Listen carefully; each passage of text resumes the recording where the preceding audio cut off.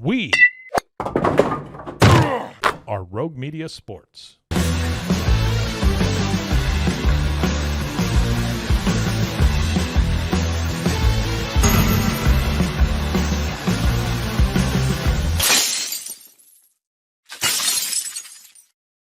It's the Cam Show on Rogue Media Sports Network on this Wednesday. It is Wednesday, my dudes. I'm your host, Cam Stewart. Zach Burke keeps us on the air 5 days a week. We're bringing you nothing but Boston sports content live on YouTube, high noon Eastern time, and then wherever you get your podcasts. Today, we're actually going to start taking a look at what some of these Celtics deals might look like if they are going to make some deals, which they kind of have to.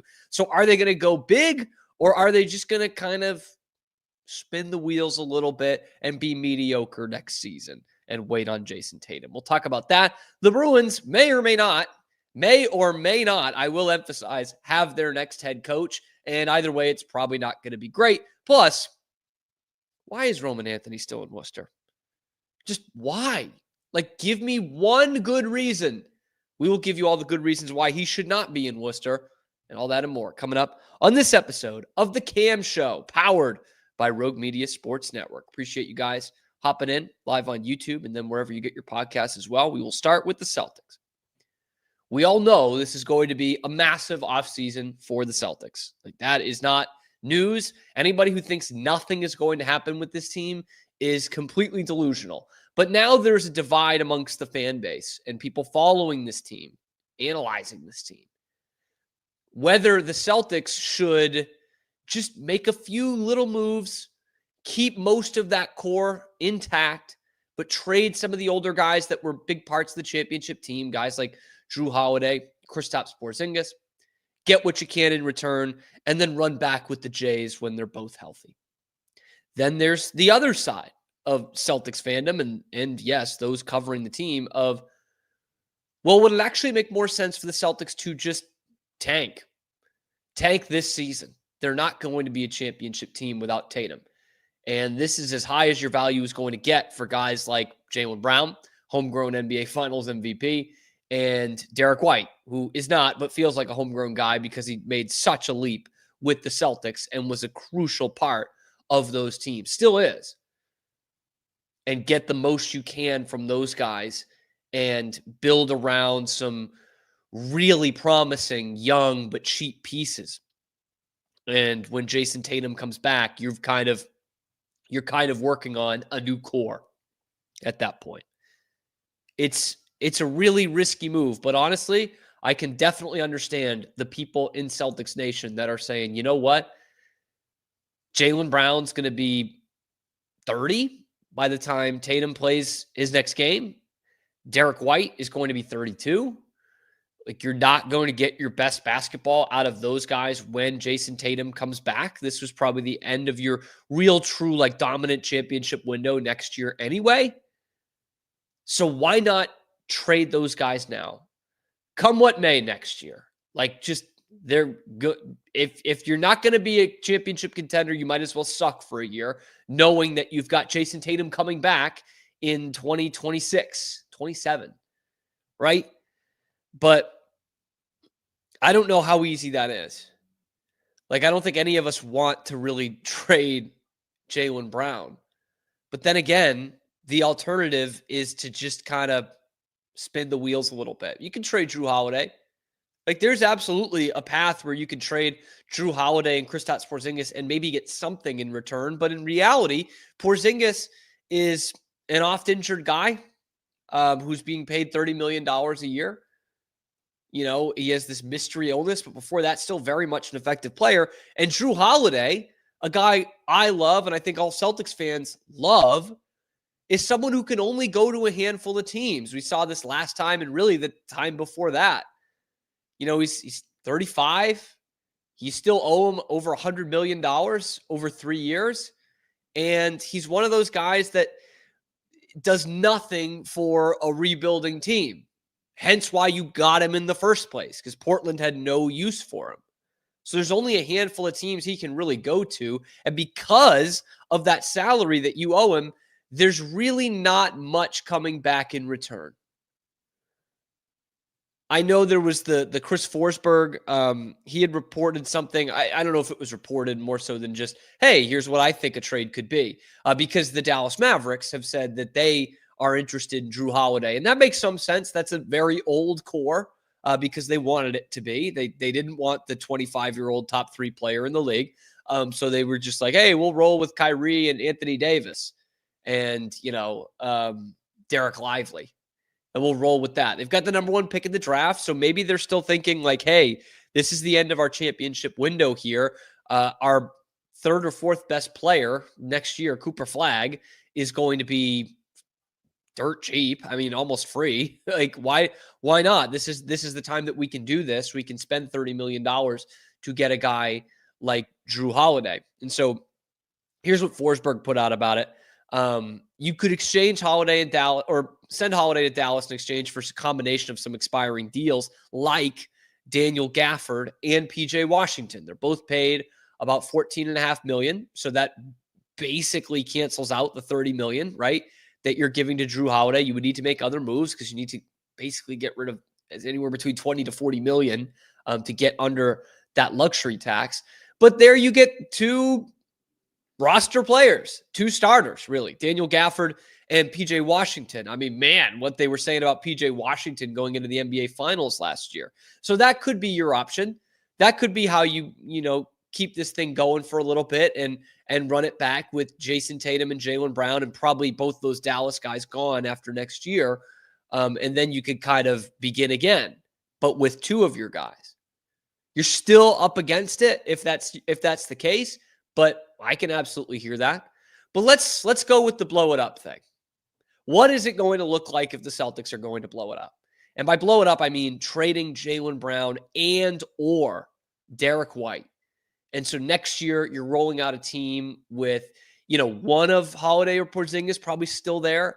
Al Horford, Peyton Pritchard, Sam Hauser, Luke Cornett, Baylor Shireman, these guys, Nemish Keita. That's who you would be rolling out if you were to trade those guys before we even see what's coming out in return. I think it's a very reasonable strategy to just blow it up for 1 year. 2 reasons why. First, as I mentioned earlier, this is the highest value you're going to get for Derrick White and Jaylen Brown. I don't think those guys are going to fall off a cliff like next year, but you have to take into account, okay, we're going to have Tatum back in 2 seasons. And at that time, he's still going to be in his prime. Brown might be. He's going to be 30, and Derrick White probably won't be. He's going to be 32. And you've probably got the best basketball out of White, just in general. Not that he can't give you more good basketball. And you might have already gotten the best basketball out of Jaylen Brown. Might have, right? He won the Finals MVP. That's a good thing. And so what does it look like if you want to trade one or both of those guys? San Antonio is the dance partner. That's the team that we hear about, right? San Antonio's got all this draft capital. They have got plenty of room to spend some money and potentially go after a max contract guy like Jaylen Brown. Here's what Forsberg writes. Let's say Greg Popovich yearns to assemble a new big 3 in San Antonio and believes Jaylen Brown helps the Spurs hop onto the contention accelerator when paired with a healthy Wemby and De'Aaron Fox. San Antonio could build a package that features young talent, guys like Devin Vassell, Keldon Johnson, and prize draft assets. Could return Boston's 2028 pick swap or the number 2 overall pick in this draft next month.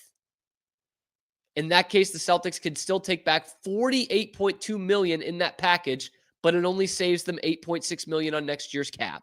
So in that instance, the Spurs would be more likely to include just one of those young players, either Vassell or Keldon Johnson, in the expiring contract of Harrison Barnes, baby. Will probably be routed for a 3rd team. Number 2 overall pick would probably be Dylan Harper of Rutgers. You lean heavily into his development over the next 2 seasons, and with Vassell earning just 13% of the cap near the tail end of his current deal, still on deal number 1, the Celtics would have more flexibility to keep additional depth pieces around a Tatum core. Now, this is the part that I really like. Okay? I'd really only prefer Cooper Flagg in a Jaylen Brown trade, if we're being totally honest. I'd only be really happy with Cooper Flagg. But here you do get a young, good player, whether it be Devin Vassell or Keldon Johnson. You get the number 2 guy, number 2 pick in the draft, and you kind of allow for some Brad Stevens cooking to happen. Because if I'm giving you Jayson Tatum and a number 2 pick in the previous year's draft, big time prospect, and a good young player, still matched with guys like, Pritchard and maybe Luke Cornett, some of these other smaller role players. If I give you that and you say, okay, Brad Stevens, go out and get me some championship depth pieces. Brad Stevens has proven he can do that. He can do that at a price, like giving up the defensive player of the year and the 6th man of the year in back-to-back years, Marcus Smart and Malcolm Brogdon, to get Porzingis and to get Drew Holiday. And he can do it at insane value. Derrick White for Romeo Langford, Josh Richardson, and a first-round pick. So he can do it either way. He has proven in his time as the Celtics GM, maybe more than anybody else in the league, that he can go out and get depth pieces, championship level depth pieces, without trading one of his 2 superstars. So maybe that actually lends itself to the other argument. Don't trade Jaylen Brown, because here's what Brad Stevens can do. But what it points out to me is that he can get maximum value for his trades, no matter who you're trading. Forsberg throws out another one here. You can run the same exercise on the Houston Rockets. Potential reunion of Brown with Ime Udoka. Alas, he writes, if Houston deems Amen Thompson as untouchable in deals, it's harder to see a combination of picks and players that would entice Boston to move a player of Brown's caliber. And that is something that needs to be an important part of this discussion. The Spurs have all these pieces and everything, but you are trading an all-NBA player here. A max deal guy, an NBA Finals MVP. Do we know if Jaylen Brown could be the number 1 guy for this team for a whole season? No, we don't. We don't know that. We've never seen that. And I think with the way he's still, carrying a chip on his shoulder, if you want to say, but still doesn't feel like he feels entirely comfortable. That's a whole new ball game, being the number 1 guy for the Celtics. Jayson Tatum has handled it extremely well. And I think there are questions of whether Jaylen Brown can handle it, because we've never seen him handle it. He's always been the number 2 guy, and he's been damn good at it.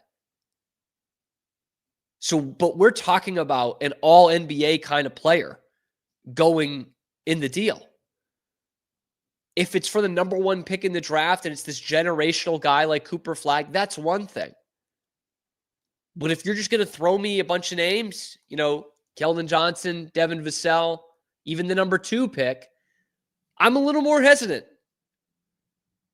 Because I'm thinking, man, I could just have Jaylen Brown. I could let the chips fall as they may when Jayson Tatum comes back, and just have Tatum and Brown, which is the core that led us to a championship, the duo that led us to a championship, and we can keep rolling. But looking at next year, you're not going to compete for a championship. No team loses a top 5 player in the NBA and just continues to compete for championships. It doesn't happen. And it will not happen with the Celtics. But what you also have to remember, when you look at the last 2 Celtics championship teams and the way they've been built, it's been pretty obvious that you've needed a two top 20 players in the league to win an NBA title. And I think Oklahoma City is going to win it this year, and that would prove it once again. You need 2 of the top 20, 25 guys in the league to really be at a championship level. Maybe that changes with the second apron. I think Brad Stevens can be a good predictor of that, a good forecaster of that. But right now, that's what you need. And if you do go out and you get a guy like Harper from Rutgers, that could be a couple years until he's a top 20, 25 player in the league, if he's going to be that. Jaylen Brown is that. No matter how much criticism you give him or I give him, he's a top 20 player in the league. He's an all-NBA player. I don't think he's the number 1 guy, but maybe you just wallow in that mediocrity for a year, because it is probably just a year. You're going to have to shed a ton of salary either way, whether Tatum's hurt or not. You're going to have to get rid of guys like Porzingis and Drew Holiday anyway, and potentially Sam Hauser as a guy with a nice little contract that you can move in a deal. But it all depends on whether you want to be mid for a year and just live with it and go on to the next one and be hopefully a championship team again, or if you think we have a real chance to rebuild this core and open up a second championship window almost as soon as Tatum comes back onto the floor in a cheaper way, in a more sustainable way, for a longer championship window. So let me know what you think down in the comments below. Do any of these trades entice you? Would any of them get you to trade Derrick White or the big fish, Jaylen Brown? Let me know in the comments section below. Be sure to like the video, subscribe to the channel. We're bringing you Boston sports content 5 days a week, live on YouTube at high noon Eastern time, and then wherever you get your podcasts as well. Check out the other videos on the channel, see what we're talking about every day. I'm your host, Cam Stewart. Zach Burke keeps us on the air 5 days a week. I might want to bring Zach in later. I watched a video that really, I think he would love to talk about a little bit, but maybe that's the third segment. In that case, let's roll on. The Bruins may or may not have their head coach. Reports are saying it is a former family member coming back to the Boston Bruins. Why that sucks. Coming up next on the Cam Show. We'll be right back after these quick words from our sponsors. This is Rogue Media Network. InMotion is more than just a name. It's a legacy of innovation. From supplying electric vehicle parts like motors and inverters since the 1960s to creating cutting-edge electric scooters, hoverboards, and unicycles, InMotion is shaping the future of mobility. Whether you're looking for industrial power solutions or accessible personal transport, InMotion has you covered. Explore our products and experience the future of movement. Visit store.inmotionworld.com today. Is your Mac running slow? Mac Booster 8 is your all-in-one solution to clean up 20 types of junk files, remove malware and viruses, and protect your device. It also optimizes your Mac's hard disk, fixes disk permission issues, and cleans memory, all to boost your Mac's performance to the max. Get your Mac running like new again with Mac Booster 8. Visit macboost.net today. Finding a sleep sack that my baby likes has been a struggle. The sleep sack from Joy is a major upgrade. It's all natural eucalyptus, which is breathable and hypoallergenic, which is really great for your baby's sensitive skin. And it's made with Climatech, which regulates your baby's temperature. You can also get Joy's crib sheets, which are made of the same super soft material. Joy gave my baby comfort and gave me peace of mind. At Matt Piffle, we believe in celebrating your journey, past, present, and future. Our unique personalized products are designed to boost your confidence, elevate creativity, and honor what matters most. From custom home decor to meaningful gifts, we help you cherish the memories that make you who you are.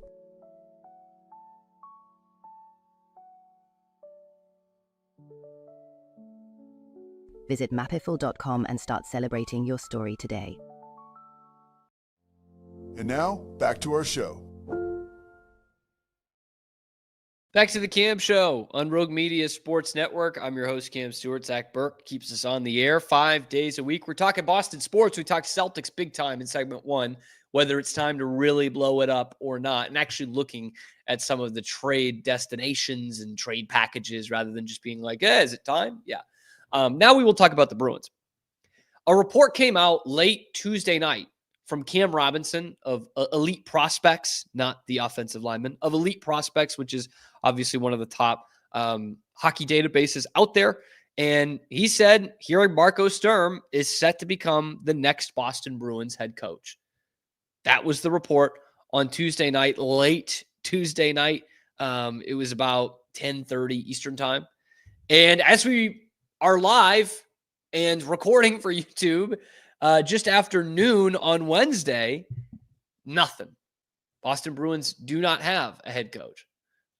Joe Sacco is their interim head coach. So still nothing from the Bruins, but that is the report that Marco Sturm is the guy. And we know that Sturm was one of the favorites here. He was one of the finalist guys. It was basically the names that we were hearing recently were him and Jay Woodcroft.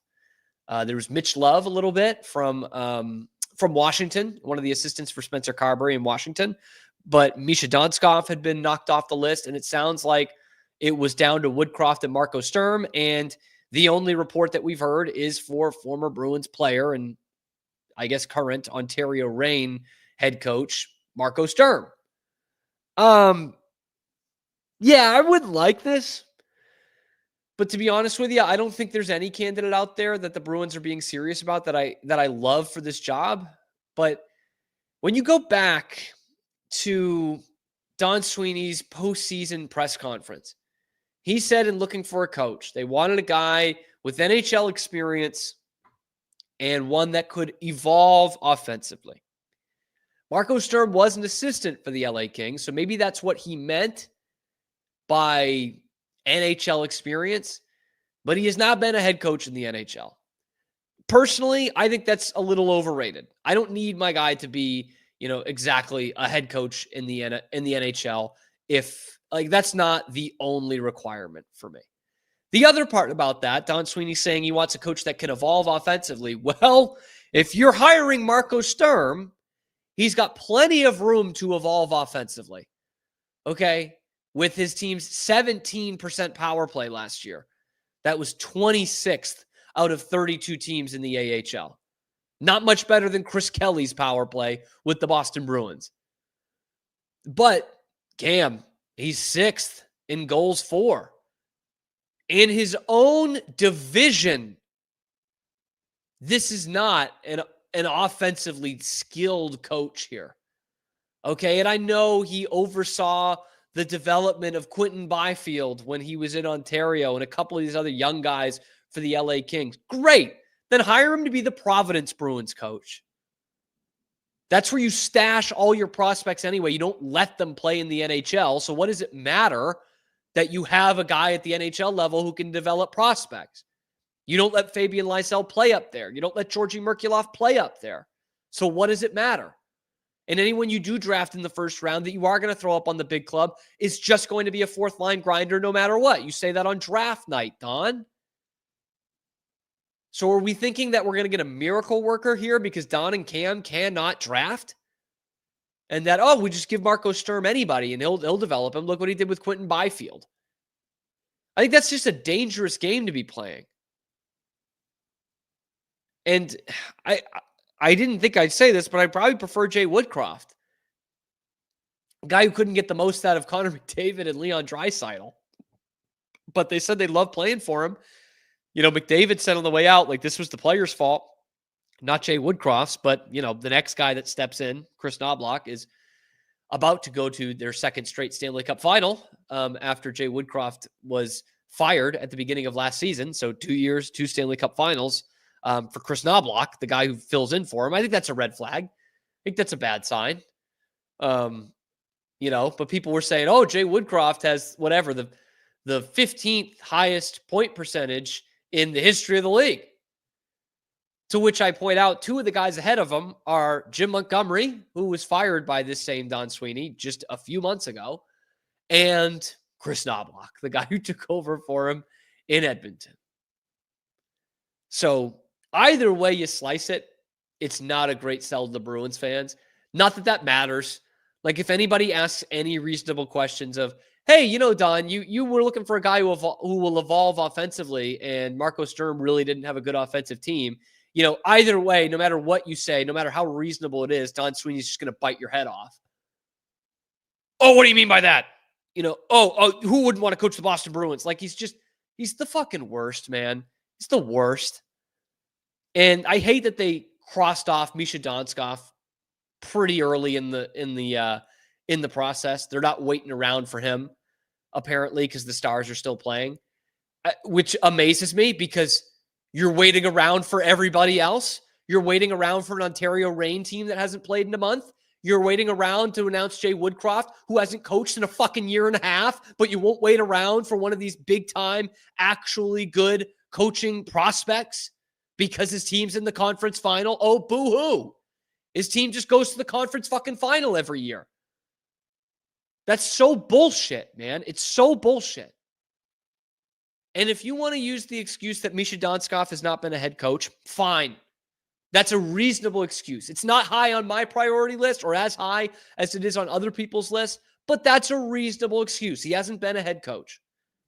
What he has done is he was part of the front office when the Vegas Golden Knights went from an expansion team all the way to the Stanley Cup final. To me, that's pretty valuable. That's pretty good. He was also an assistant coach on the bench with Bruce Cassidy when they won the Stanley Cup 2 seasons ago. But you don't want to wait around for that guy. You'd rather wait around, puttering around for Marco Sturm. The waiting around shit does not make any sense because you're still waiting. You still haven't named a coach. It's May 28th, and you haven't named a coach. And again, it's just lying to you at every corner. They lied to you exactly about what the coaching candidate's going to be. They're lying to you about not wanting to wait around. They're lying to you about wanting to bring in a head coach with plenty of time before the draft. Plenty of time to me is a month before the draft, and we are less than a month from the draft. And still nothing. They say that nobody will turn down 100 years of tradition, and it's pretty apparent that some guys already have. You don't think they wanted Mike Sullivan? That's not coming out, but you really think the Bruins weren't interested in Mike Sullivan? No, he chose the Rangers over the Bruins. It's not as sexy a job as a lot of people think. You know, I think for the guys that they're interviewing, they don't have many options. So, yeah, I don't think these guys would turn down the Bruins, right? Jay Woodcroft, Marco Sturm, Mitch Love, any of these guys. They're not, those guys aren't going to turn down the Bruins. But that's because they're way down on the depth chart of guys that were available this year. You know, Rick Bowness up there doing TNT. Joe Quenneville's coaching the Ducks. The Anaheim Ducks. Because it's probably a better situation than the Bruins right now. I mean, I'll give any coach a chance because I want this team to be good, but it's just classic. Of course they're going to pick Marco Sturm. Of course they are. He scored a game-winning goal at Fenway Park 15 years ago. He wore the uniform. And if you look at the coaches in Bruins history, there are very, very few who did not play for the Boston Bruins. It was decades of this crap. You know, you got a little bit of it this century with Mike Sullivan, who then went on to win 2 Stanley Cups with the Penguins. But for decades and decades, it was from great players like Milt Schmidt all the way down to, you know, Terry O'Reilly and Mike Milbury and Jean Rattel and Jerry Cheevers, and one after the other, after the other, after the other, because they have to be in the family. They've got to be Bruins. You know, the one time we really put our balls out on the table and we went outside the family for the 2 biggest roles in the team, therefore Peter Chiarelli as the GM, Claude Julien as the head coach, all we did was win a Stanley Cup. That's all. Had one of the most successful periods in the franchise's history. And then we decided when those guys were at their end, we're not going to do that anymore. We got to go with Don Sweeney's, Cam's guy, Cam Neely's guy, not this Cam's guy. Fuck no. Cam Neely's guy, former Bruin. Keep it in the family, just like we always do. That Chiarelli guy, boy, he really fucked us up. We got into cap hell after going to 2 Stanley Cup finals and winning a damn thing. And got us into real cap hell because the next guy, Don Sweeney, had a great core of players because they were signed. Chara, Bergeron, Rask, Krejci, Krug. He had just drafted Pasternak. But Peter Chiarelli was the big boogeyman in all this. Here we go again. Head coach, got to be a Bruin. Got to be a Bruins guy. Marco Sturm. Remember Winter Classic? Remember Game 6 in 08? This is what the press conference is going to sound like. It's a pretty lame duck hire if you're going to sit there and say, who in the world wouldn't want to come coach the Boston Bruins, and you're about to hire a guy who's a fucking AHL coach in LA and was an assistant for the LA Kings. That's where you're going to go. without any real plan, without any real conviction, you're going to say, who would want to turn us down except everybody who's a head coach in the NHL? Every one of them. And you don't even have the balls to go bold and get a guy like Misha Donskov, who nobody said a bad word about, who has been integral to two of the most well-run franchises in the league right now. You're not going to do that. You're going to go with the AHL coach who scored a goal for you 15 years ago. All right, yeah. That's Bruins, baby. It's called Bruin. Let me know what you think. Should Marco Sturm be the next head coach of the Bruins? If not him, then who? Let me know in the comments section below. Be sure to like the video, subscribe to the channel. It's completely free and it helps us on the path towards 4,000 subscribers. You guys have been terrific so far. Check out the other videos on the channel. And of course, find us on YouTube and wherever you find your podcast. We're here live on YouTube, high noon Eastern time, and then wherever you get your podcasts. I'm Cam Stewart. Zach Burke keeps us on the air 5 days a week. Coming up, the Red Sox lose again, but at least it wasn't a one-run game. Why is Roman Anthony not on this team? We will try to make some sense of that coming up next on The Cam Show. We'll be right back after these quick words from our sponsors. This is Rogue Media Network.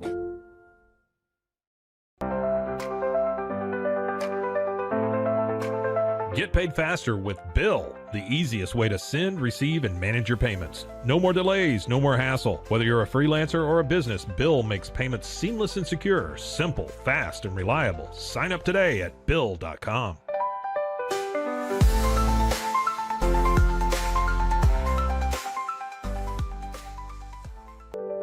Overwhelmed by your inbox? Clean Email is here to help.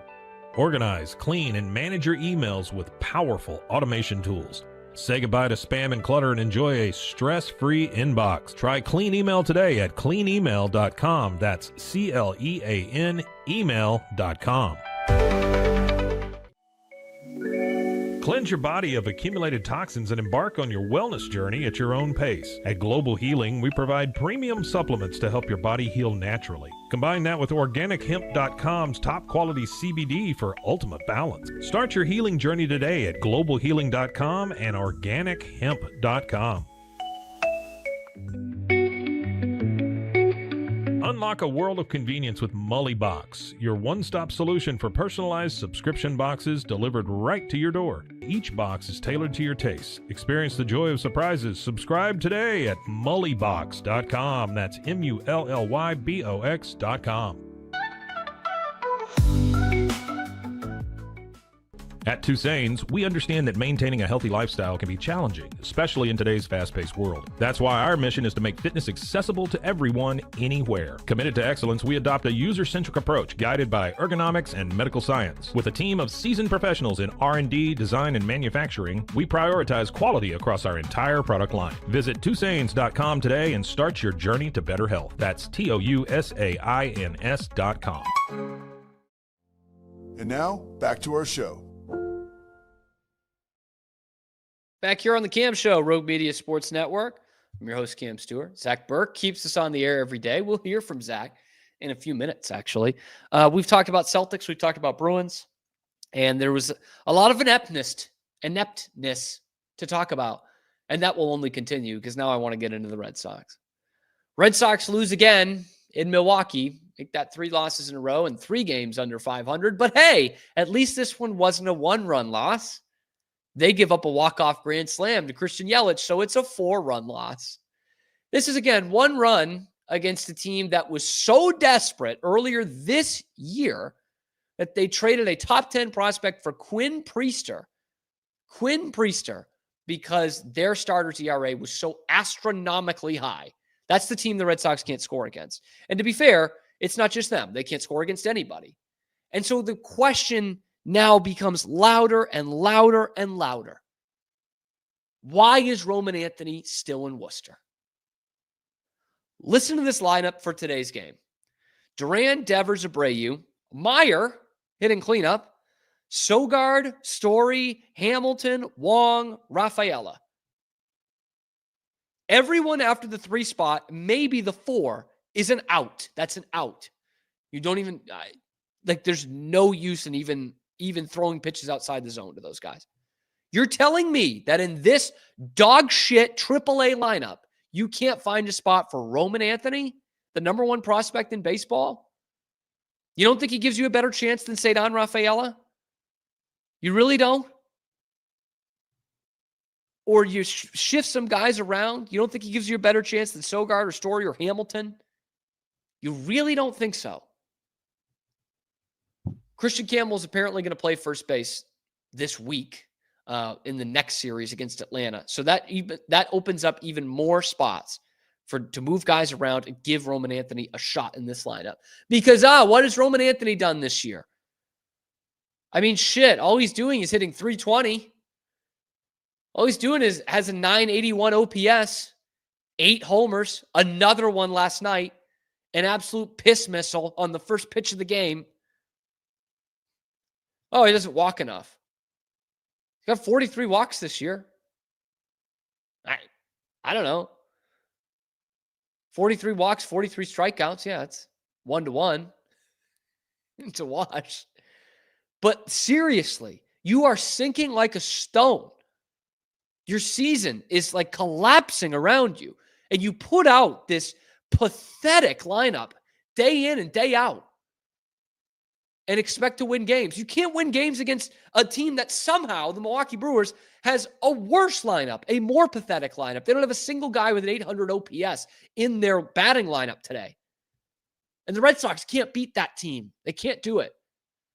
The Red Sox have only 2 regulars with an 800 OPS. That's it. And you don't think there's a spot for Roman Anthony? A guy slugging .529? That's almost as good as Ceddanne Rafaela's OPS. And that's just a slugging. It's not making any sense. Why is Roman Anthony just wasting away in Worcester? At this point, you're not fooling anybody in the fan base. You are just doing whatever service time bullshit you're trying to maneuver here. Or trying not to hurt somebody's feelings. Do I think Roman Anthony's going to come up here and save the season and be the MVP or anything like that? No. But again, you look at this lineup and you look at how piss poor they have been the last 4 or 5 games since that 19-run outburst and Bregman got hurt. And you watch them continue to fail at the plate. And you don't think Roman Anthony can be a benefit to this team? You're insane. And you're probably running the Red Sox. It's embarrassing, man. How many games did it take them after that St. Louis game? They scored 18 runs to get back to 18. It was like 6 games later. It's the same thing. That Friday night, Friday afternoon, they scored 19.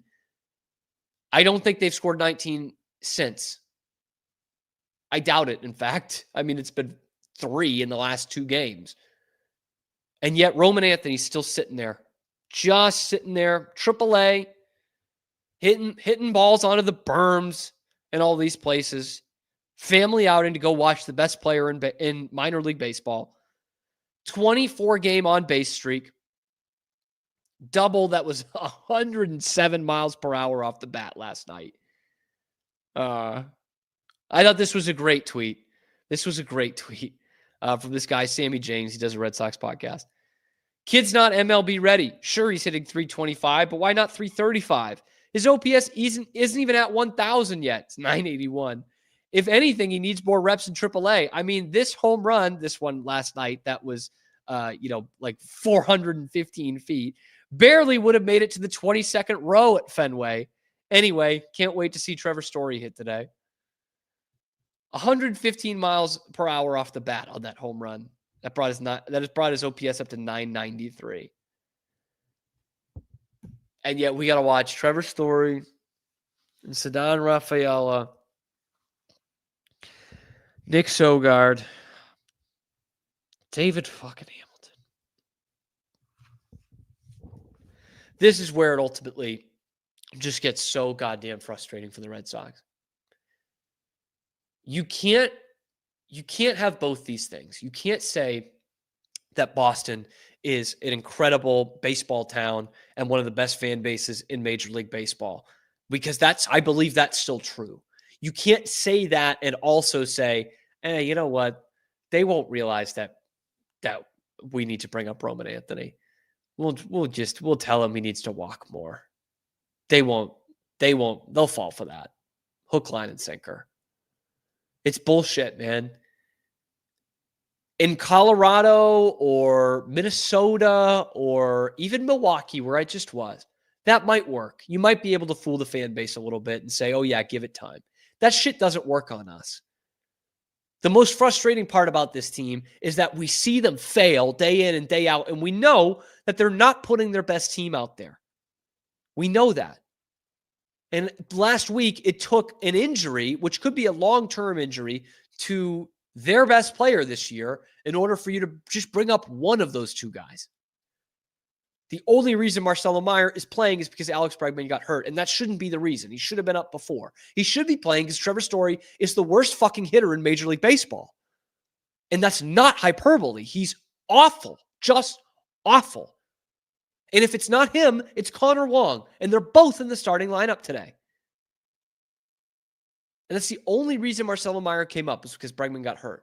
And yet here is the number one prospect in baseball, Roman Anthony, just sitting there. You couldn't stop raving about him in spring training, him and Marcelo Meyer, and then you keep them both in the minors. Campbell has hit his slump, man. Like that's what we expected. He's had an awful month. That's kind of what you expect. So I'm not going to sit here and say Roman Anthony is going to turn this thing around. They're going to win the division because Roman Anthony becomes the rookie of the year. But he can provide a spark for you. Give you something that's above replacement. We saw this in 2016. That team didn't need Andrew Benintendi to come in and be their savior. But they brought him up when they really hit a lull in the season and they needed some offensive help, and he helped them. 2017, you remember the power outage on that team when Ortiz was gone and you weren't getting the same Bogarts, you weren't getting the same Hanley Ramirez, and so you said, you know what, we've got to bring up this Devers kid in July. First hit's a home run, and bam, you become sustainable again. That's what the Red Sox need with Roman Anthony, and yes, with Marcelo Meyer up there too. But they're just letting him waste away. It's sad. But let me know what you think in the comment section below. When do they bring up Roman Anthony? Why haven't they brought him up yet? Let me know in the comments. Be sure to like the video, subscribe to the channel. We're on the path towards 4,000 subscribers, and we need your guys' help in that. It's completely free and it helps me keep my job.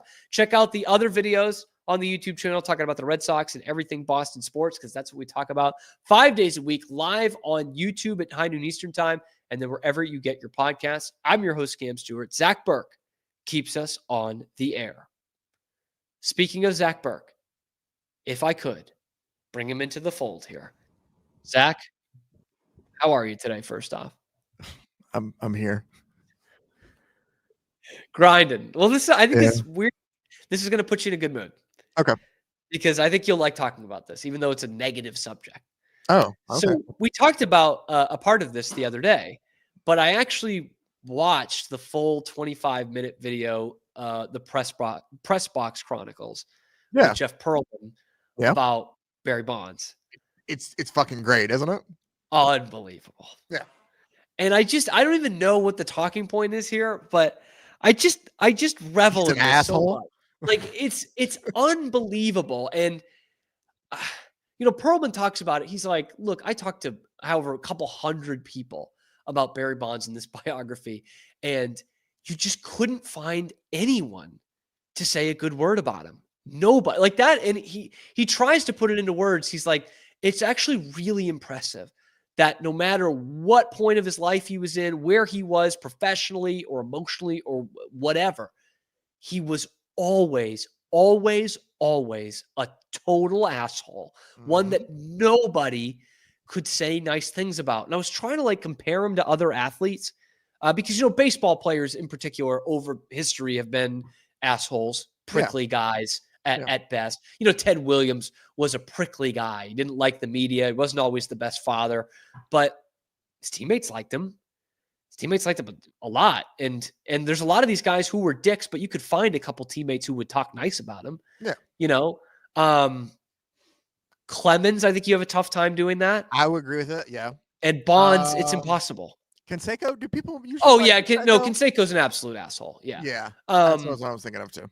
A-Rod, Sosa, a lot of these steroid guys outside of McGuire, Yeah. you can't find people to say nice things people about do them. like Mark, though, for the most part. Yeah. No, he seems like a nice well- guy. You could find a couple of people that Yeah. were like friends with A-Rod or friends with Sammy Sosa. And a lot of it is too, Manny. and Jeff Perlman says it himself. I think it's a Sean Green quote where he says it. It's like, Yeah. once we get older, we get nicer. And like that's with a lot of these guys too. Is like in their playing days for sure. I feel like, and I don't know why, but like, and I'm going to say this is a name, not like he's an asshole, but it seems like there's players that probably you didn't enjoy playing with at times or being teammates with, like Greg Maddux. The amount of pranks that I hear that Greg Maddux pulled, like being his teammate for a while, must have been a headache at times of just being like, how's he going to screw with us today? But at the same time, there are still guys that will go on and tell you like how great of a pitcher he was and how good of a teammate he was and all that. So it weighs it out. Like what you're talking about with Barry, though, it seems more often than not, it's just he's a massive asshole. I mean, he's talking about guys that he doesn't remember that he was in their That's unbelievable. That was an unbelievable quote. But yeah, and there's also like the guys who are tough to play with because they are super driven and holding everybody to a standard, like Jordan or Kobe. Or yes, like that kind yes, and believe me, a lot of teammates didn't like those guys, but there were plenty that were like, you know what, like Kobe and Jordan, they were just trying to get the best out of us. Mm-hmm. It was great being his teammate off the court. They were good guys, they were supportive guys. And I thought of this too when Perlman told the story about Arizona State and them wanting to kick him off the team. Mm-hmm. Odie McDowell, major leaguer, being great story by the way too. Yeah. And I just thought about that. Like even us, like playing at high school sports, like, you always have one of those experiences where the best player is just kind of an asshole. Mm-hmm. You know what I mean? But he's the best player. And you see it at every level where it's like, you will put up with a ton of shit if they are the best player. Mm-hmm. And still his teammates were like, fuck it. We've had enough of this guy. And everyone in the majors who you hear from too, it's like everyone loved it better when Barry left or when they left Barry. And Perlman calls that rant, that argument that Jim Leland had in spring training with him with the Pirates, one of the great moments in not only baseball history, but the history of assholes. Yes. Which is a great, great quote. Like Jim Leland just saying, enough of this fucking shit. Mm-hmm. It's actually pretty early in Barry's career because he's playing for Pittsburgh. But still, at that point, they're like, we've had enough of this shit. Get your fucking ass out of here if you don't want to do it. I'm the fucking manager of this team. It's all time, man. Yeah. It's all time great. It's great that it got caught on camera. It's the Andy, I think it's also that same time, the Andy Van Slyke quote of, we would rather lose with him or lose without him than win with him. Yes. And like, that's a powerful thing for a professional to say. Oh, for sure. Because I don't care who you are, even if you were one of those guys that were stuck on those shitty Charlotte Bobcats teams, like the Tyus Thomas and all those, like, you don't want to go out there and lose every day. Yeah. Like that's not what you're around to do. That's not fun for anybody. So to say something like that, of being like, yeah, if it means us not having to deal with it, yeah, we'll take those L's every day. That is something that is very powerful for a pro athlete to say. It made me think of all the headaches the Red Sox went through with Manny Ramirez. They didn't really, it did get out to the media at the time, not full tilt, but players talk about it. Kevin Millar talked about this a couple of weeks ago when talking about Rafi Devers. He was like, we're in the dog days of August and Manny just doesn't show up for a series. It's unfathomable to professional baseball players that you just don't show up. And when he comes back, like Trot Nixon's trying to get at him, like he's trying to fight him in the clubhouse. But that shit didn't get out because, we were trying to remain a team, and he was a great player and won the World Series MVP. And yet, even with after two World Series with him, they were like, yeah, great, fine, he's gone, whatever. Yeah. And they can't even do that with Barry. No. And the talks of the clubhouse where he gets his own wall and his lazy boy with the TV right there. It's like, you just couldn't write a more perfect villain in fiction than what Barry Bonds was in nonfiction. Oh, absolutely. And Like, one of the other things to me that was very damning that I took, it was a small little quote, but he said it essentially of, I've never seen a team kiss a player's ass more than the San Francisco Giants did Barry Bonds. Yeah, And man. and like Dave Miranda's close, like, but yeah. well, and there for a bit though, like you are just adding to the problem. You're stoking the flame. Yeah. Like by doing that. But I think by the time it was in San Francisco, it was already, we were well to that point. It wasn't like he got there and it already turned into that. I mean, I had heard the story a long time ago about from my dad actually, that about Barry rolling up to the first day at Arizona State, the Trans Am, like that is the perfect like origin story of a villain. But I'm really fascinated. I know there's books on him, but I would really love to hear some of the accounts of the last couple of years of Barry. When the Giants made the World Series in 2002, and they were still competitive the next couple of years. And then by like 2005, the wheels fall off. They're not a good team anymore. Barry's the only really marketable player on the team. And at that point, we're full into the Hank Aaron chase. We're full into, he's past Willie Mays. He's going for 700. And then that record is within reach. And I just want to hear some of the stories from that, where really the Giants organization, the only thing they had an eye towards was this record. And they were really only keeping Barry on the team so that he could break this record in their uniform. And it's got to be fascinating to hear about this team in transition. And it's just all about Barry. And yeah, we talked about the streetcar that they kept on hold for days. Obviously, the whole Pirates thing with the team photographer, the teammate that was in his wedding that he didn't remember. But Perlman, I think, sums it up perfectly at the end when he's talking about the Cub Scout den mother. For those who haven't watched it, it's just so perfect because you feel exactly kind of what Jeff Perlman's feeling there. He comes up to him. Before you tell the story, if I may, just because it resonated with me, is where he's sitting there, and I'm sure you've done it before too. It felt very much like a media thing to say, of where he's like, I have Barry, and I'm trying to figure out how do I approach him. Do I do that? Oh, like, hey, I'm Jeff Perlman. Do I go in a little more timid? Like just that moment, it's a nice little like intro into it. And I was like, oh, I know exactly what he's talking about going to talk to athletes. So that's, it was just very interesting too. I didn't mean to cut you off. Yeah. And especially one that like, he mentions it, that Barry probably knows he's writing this book because he's reached out a ton of times. I've done that to a very, very smaller scale, much smaller scale of being like, ooh, I've talked shit about this guy on my podcast. I've written bad things about him, or just like not flattering things about him. I got to go up to him. And Barry Bonds, a whole different animal. And he says, I've got to talk to him in person. I'm a journalist. I gotta try it. And he goes up and he says, Barry, you probably already know, I'm writing this book. I've talked to 400 people. I'd like to give you he says, I know you're probably not going to talk to me, but I want to give you the opportunity. Like, here it is. We can schedule something, work something out. And Barry actually shakes his hand. He says, I'm not going to talk to you, but I respect that you came to me as a man.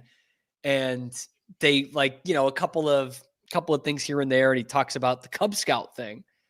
Talked to your den mother. And he just goes, shit, man, I was never in the Cub Scouts, and walks away. And Perlman's like, I had the picture.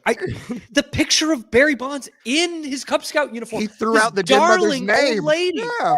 Yes, this darling old lady talked to me. It was your den mother. Here's your name. And he just blows it off. And that leads into the final point, which is so biting. I didn't think there was going to be anything more biting than I hope Barry Bonds dies. The Pittsburgh team photographer saying that. But in a way, the last thing he talks about with Barry is so good. I've never heard this talked about by in reference to a professional athlete. Nobody took more happiness into making other people's lives miserable. Just making the day-to-day completely miserable. And I think Jeff probably overblew that experience a bit much. But it is like, it's a journalist just trying to do his job. And you're trying to make him second guess everything, and also dismissive of these people who were in your life and supporting you before you were shit. before you were just Bobby Bonds' kid. And like, it's just so amazing. And all of those stories, basically all that 25 minutes of stories builds up to that, because you can see it in every little turn, every little story, where it's just all about Barry and nobody else, and it never has been. So I don't know. I just really wanted to talk about that, man. That was really good. I just don't know if you can find a bigger asshole than that. I don't think so. That's why I brought it up for the Untold. Like, I want to hear the stories. 40 years in the public eye, and still you can't find anybody say a good word about him. And maybe the only ones who could are dead.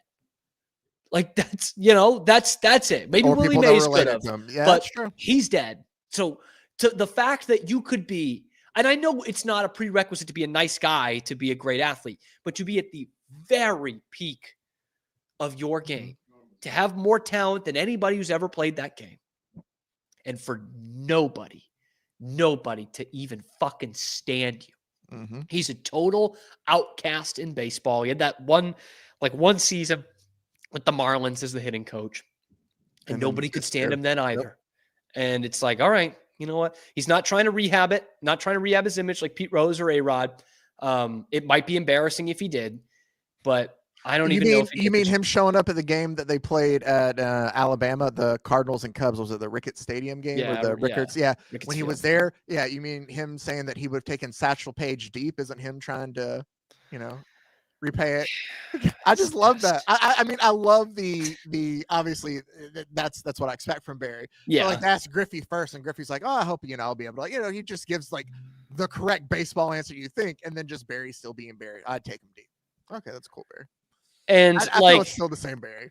Yeah, and the last thing I'll say is, like, obviously Barry's dad had it tough, and Perlman does a good job of that, kind of articulating on why, Bobby Bonds and also black athletes of that time really kind of had it tough. And it's obviously it's not always fair being a big time celebrity or being as great a player as Barry Bonds was. But let's be honest here.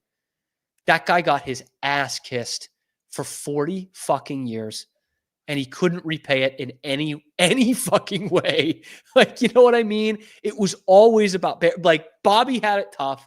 Barry really didn't, when we come to think about it. He didn't have it any tougher than any of his peers, right? Not at all. I'm sorry. He didn't. He didn't have it any tougher than Derek Jeter or A-Rod or Pujols or Sammy Sosa or any of these guys. And yet he couldn't show a modicum of human decency. So, golly, maybe we do need that documentary, Zach. You should, if you like that one, you should watch the John Rocker one too. That was that is going to be next. I think I'm going to watch that today. And I got to read the book. I got to read Perlman's book, because I have not read the book. I haven't read the Bonds one, so when I read it, but there was that other Bonds one that came out like right at the same time. Oh yeah, it's the Game of Shadows. There was one of the two, with all the Balco stuff. But the Rocker one, after watching, I was like, oh, so that's how that happened. Okay. And he references the Rocker thing in relation to Bonds, because he's like, Bonds isn't John Rocker's a total moron. Like, he's got nothing going on. I don't know why Bonds is a smart enough guy. That Perlman's the one who wrote the original story when I'm thinking about it. So, but it's great. You should check it out. Yep. All right. Can't wait.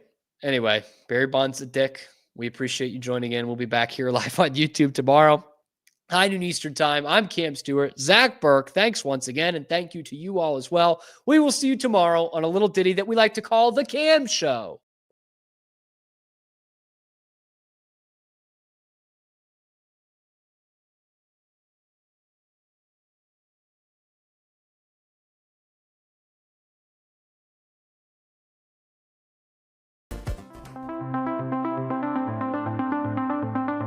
Transform your workspace with Hanomi Ergonomics. From adjustable chairs to standing desks, we provide solutions for comfort and productivity, whether at home or in the office. Improve your posture, reduce strain, and work smarter. Visit us at hanomi.co today. That's HINOMI.co today.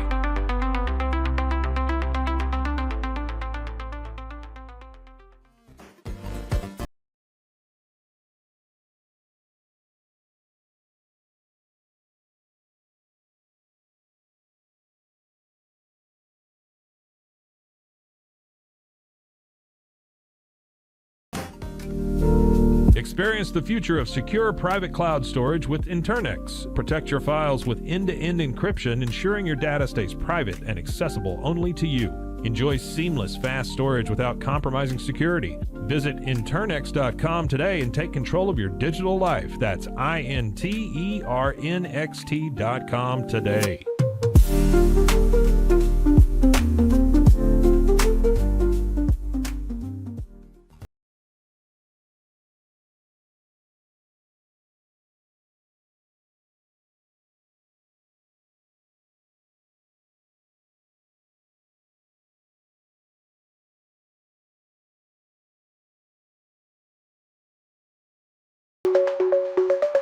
Protect your online privacy with NordVPN. Browse securely, access content from anywhere, and keep your data safe with military-grade encryption. Whether at home or on the go, NordVPN ensures your digital freedom. Stay secure. Download NordVPN today at nordvpn.com. That's NORDVPN.com.